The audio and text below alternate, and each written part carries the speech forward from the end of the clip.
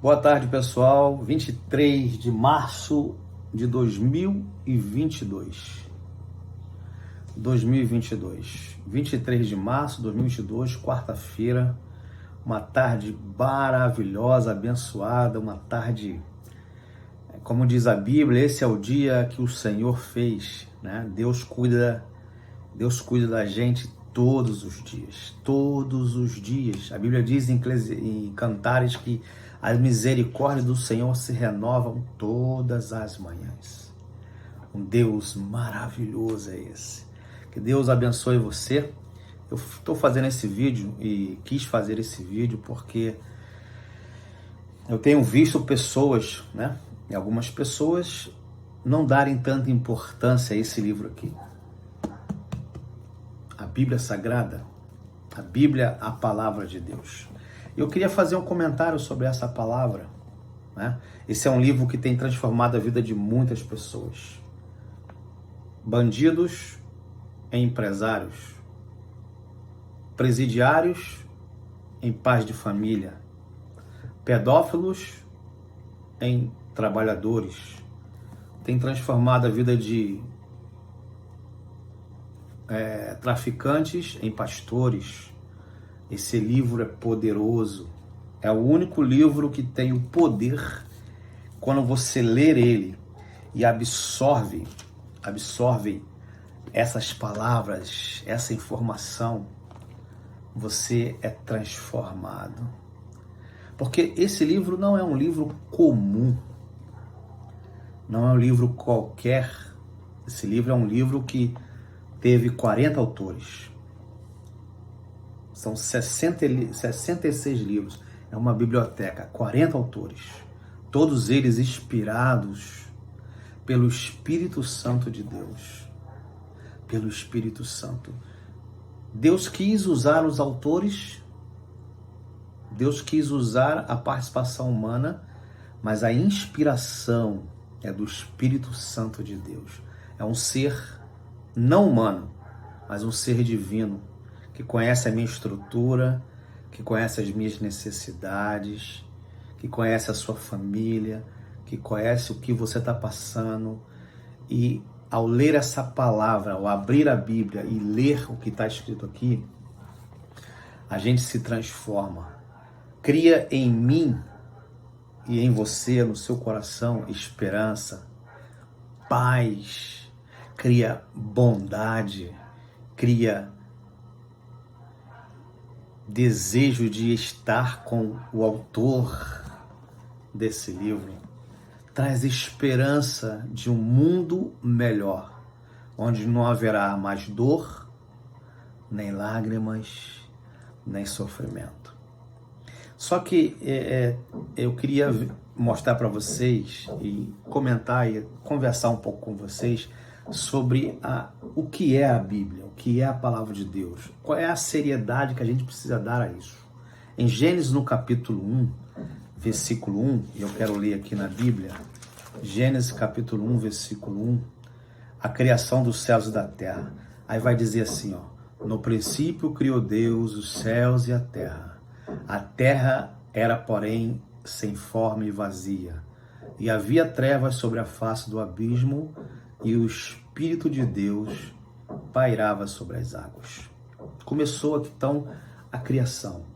E aí no versículo 2 vai dizer: e disse Deus, haja luz, e houve luz. E viu Deus que a luz era boa, e foi tarde e manhã o primeiro dia. Ou seja, ele foi criando as coisas a partir da sua palavra. Agora preste atenção aqui em mim. A palavra de Deus, ela é criadora. Ela começou a criar todas as coisas. A palavra de Deus, ela é redentora. A palavra de Deus, ela é transformadora. Você conhece alguém que leu a Bíblia e foi transformado? Você conhece alguém que era traficante e hoje é um pastor? Você conhece alguém que, ao ouvir a palavra de Deus, deixou de ser mal? Eu conheço. Então, a palavra de Deus é transformadora. O mesmo poder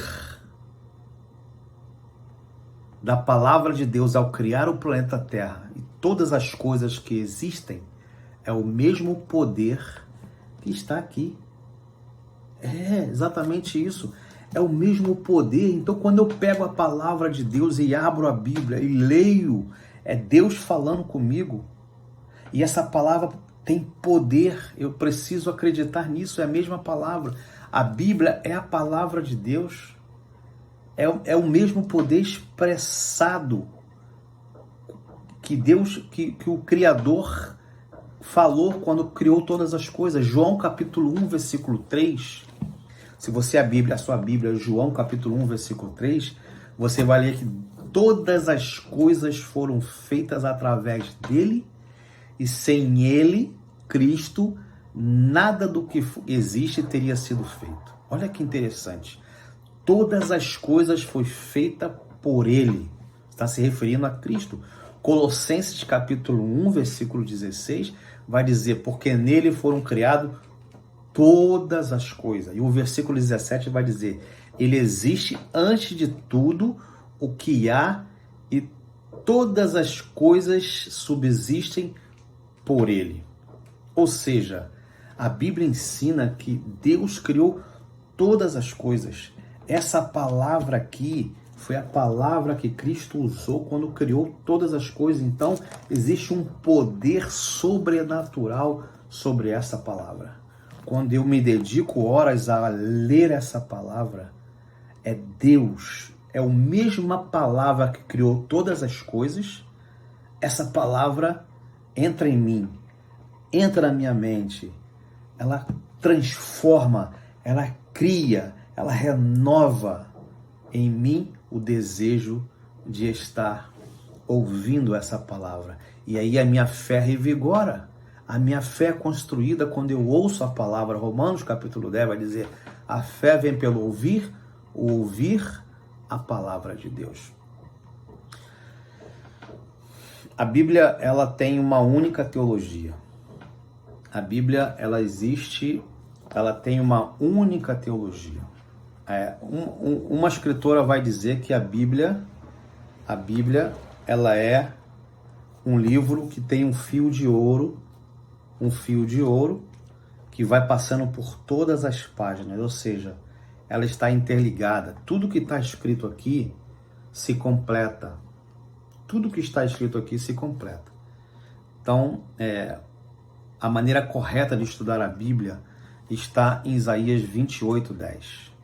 É regra sobre regra, é preceito sobre preceito, um pouquinho aqui, um pouquinho ali. A Bíblia não se contradiz. Presta atenção no que eu vou dizer para você agora. Presta muita atenção no que eu vou dizer para vocês agora. A Bíblia tem ela nos ensina uma única teologia. Não pode haver diferença doutrinária entre um livro e outro. Então vou repetir aqui. A Bíblia possui apenas uma única teologia. Não pode haver diferença doutrinária entre um livro e outro. Sabe quantos livros tem aqui? São 66 livros. É uma biblioteca. Então, nenhum livro pode contradizer o outro. Deus não se contradiz. Essa é a palavra de Deus. Então, se eu encontro um assunto no livro de Gênesis e vou para o livro de Daniel, encontro o assunto que contradiz o livro de Gênesis, de Daniel, a exegese está errada. O que é uma exegese? A exegese significa tirar de dentro para fora. É a forma de como eu faço a interpretação bíblica, é exegese. E existem algumas regras muito interessantes que a gente precisa entender quando está estudando a Bíblia. Primeiro, a Bíblia não se contradiz. A teologia é única na Bíblia. Nenhum livro pode contradizer o outro. Esse é um princípio que não pode ser esquecido, ok? E a exegese tem que acontecer através dos conjuntos das escrituras, nunca num texto isolado. Então, a exegese precisa acontecer no conjunto de textos, nunca em um texto isolado. Eu não posso pegar o que está escrito em Romanos e falar assim, achei, é isso aqui, e não me importar com o que está escrito em Salmos, não me importar com o que está escrito em Isaías, não me importar com o que está escrito em Mateus. Não, Romanos disse que é assim, Paulo em Romanos diz que é assim, então é assim. O resto, não quero saber. Não pode ser assim. Ok? O primeiro ponto, a Bíblia tem uma única teologia. Segundo ponto, nenhum livro contradiz o outro. Terceiro ponto, para mim fazer a exegese, que é tirar de dentro do texto para fora, eu preciso fazer um apanhado de muitos textos, como diz Isaías 28, versículo 10. É um pouco aqui, um pouco ali. É regra sobre regra, preceito sobre preceito. Aí sim é feita a exegese correta. Finalizando, feito a exegese, feito o estudo da Bíblia, feito o estudo do assunto e o resultado obtido, ok? Eu estudei, obti um resultado. Se esse resultado contradiz algum princípio bíblico básico, ok? A Bíblia é feita de costumes e princípios. Os costumes passam de época para época. Os princípios são invioláveis. Feito a exegese, eu peguei um texto ali, um texto aqui, por exemplo, para mim saber o que a Bíblia fala de dízimo, eu tenho que primeiro pegar tudo o que a Bíblia fala sobre dízimo, estudar toda a Bíblia, de Gênesis a Apocalipse, o que a Bíblia fala sobre o dízimo. E aí eu fiz toda a exegese. Eu não posso pegar Malaquias 3:10 e dizer, o dízimo é isso aqui, eu tenho que trazer a casa do tesouro, só isso. Mas o que diz lá em Gênesis 26, quando Abraão devolveu o dízimo? Tem que ter, então, tem que ir em Gênesis, eu tenho que ir em Isaías, eu tenho que ir em Ezequiel, eu tenho que ir em Malaquias, eu tenho que fazer um apanhado geral sobre o dízimo, para me concluir o que a Bíblia diz sobre o dízimo, ok? Estou dando um exemplo. Sobre soteriologia, sobre salvação, eu tenho que ver o que a Bíblia diz em toda de Gênesis, Apocalipse. 1 Tessalonicenses 3,16, 1 Tessalonicenses 3,16 diz assim, toda a escritura é inspirada por Deus, toda a escritura, ok? Então, eu fiz a exegese, concluí, obtive o resultado, tá? Se essa exegese contraria um princípio bíblico básico, bíblico, essa exegese deve ser deixada de lado e deve-se começar uma outra exegese. Isso é estudo da Bíblia, tá? Porque senão a gente chama de uma exegese vesga. É a martelada de uma exegese vesga, né? Por quê? Porque não se foi feito a verdadeira, lembrando a verdadeira interpretação, a interpretação correta. Lembrando que a Bíblia só ensina uma única teologia. Certo? Uma única teologia. Agora, o interessante aqui, eu queria ver com vocês, é o seguinte. Todos os textos, olha o que eu vou dizer para vocês, presta atenção. Todos os textos têm um único significado. Todos os textos, qualquer texto da Bíblia, ele só vai ter um único significado. Ele pode ter vários sentidos, ok? Vários sentidos. Mas cada texto da Bíblia só vai ter um único significado.